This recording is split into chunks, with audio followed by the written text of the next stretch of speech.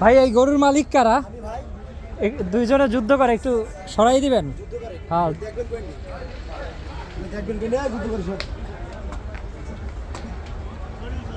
একটু সরাইয়া বাদলে মনে হয় ভালো হয়, কারণ সরি না দেখবেন না, আমি ওদের যুদ্ধটা থামাইতে বলছি। আপনি ওই যুদ্ধটা সরানোর জন্য এইখানে একটু দূরে বাদলে ভালো হয়। একটা গুতা মেরে চোখটা নষ্ট করলে।